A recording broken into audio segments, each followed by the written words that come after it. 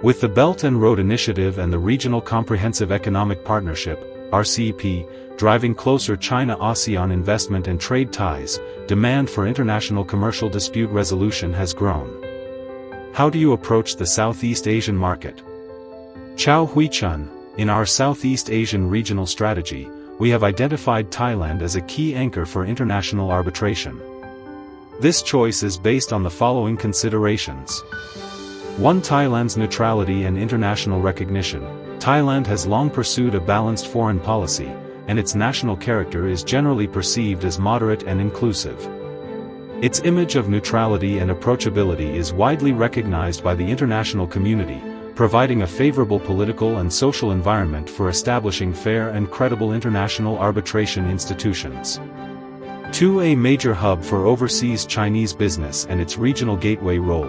Thailand is a core hub of the overseas Chinese commercial network in Southeast Asia, with a deep-rooted and highly active Chinese business community. Establishing an institution there enables us to serve overseas Chinese enterprises more directly and efficiently and to stay close to their legal needs. Thailand's central location in ASEAN allows us to extend services to Mekong region countries such as Myanmar, Laos, and Cambodia, forming a broader strategic network with wider coverage and global reach for overseas Chinese enterprises. As one of the countries with the largest overseas Chinese populations in Southeast Asia, Thailand offers a natural client base and strong cultural ties for arbitration institutions. 3. Practical needs of enterprises, going global. As the Belt and Road Initiative deepens, Chinese enterprises and overseas Chinese investors have expanded their investments and projects in Thailand and neighboring countries, creating an urgent demand for efficient and reliable localized dispute resolution services.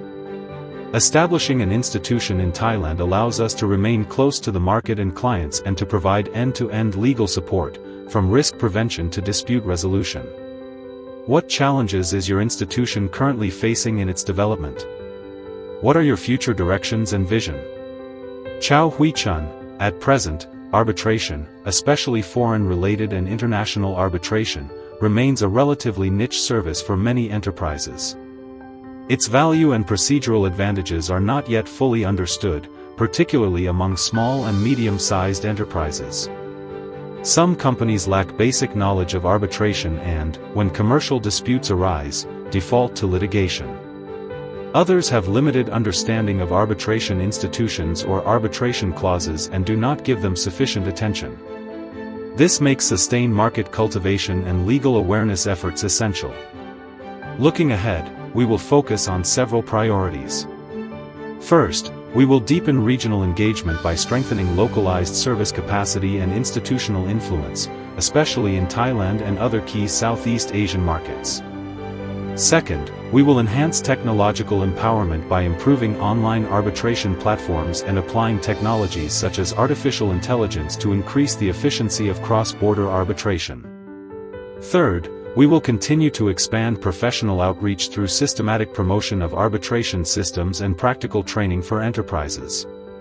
Finally, we will develop distinctive service offerings and, in alignment with the Belt and Road Initiative, actively promote our standardized service system, exporting credible and trusted Chinese arbitration service standards to the international market. Recently, a case handled by the Beihai Court of International Arbitration has attracted wide attention in the international arbitration community.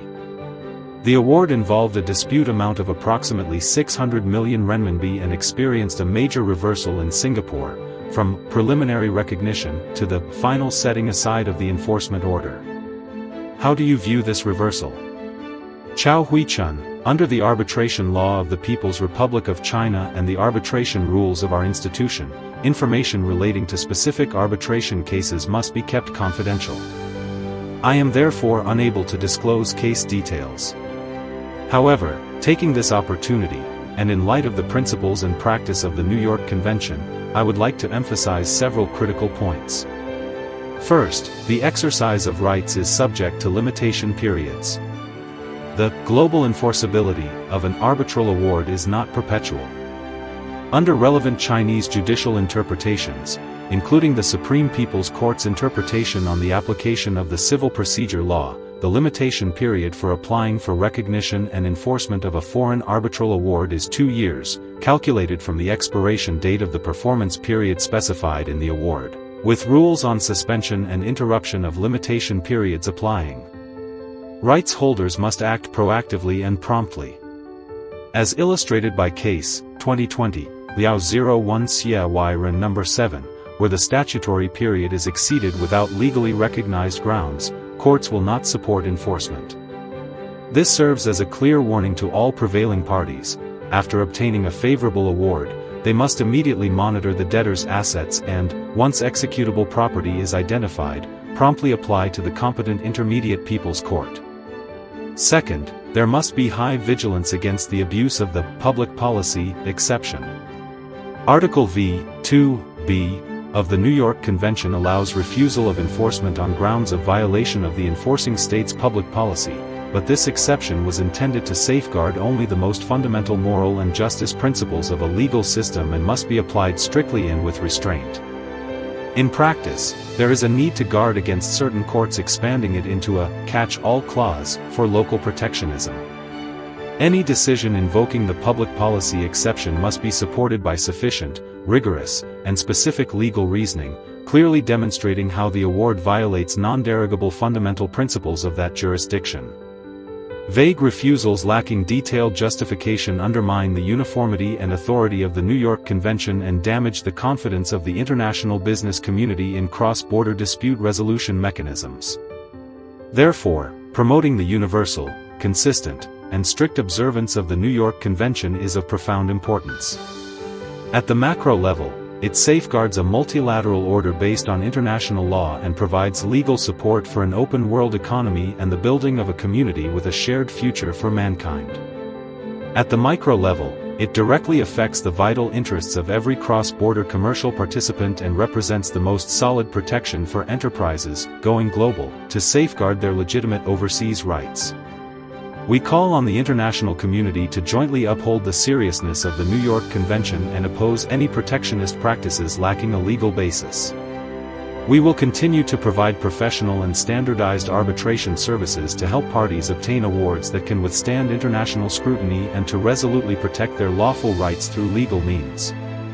Finally, we look forward to further exchanges with friends from all sectors through Qingqiao magazine, this valuable cultural platform, and to jointly contributing to the promotion of China-ASEAN economic and trade cooperation and mutual legal trust.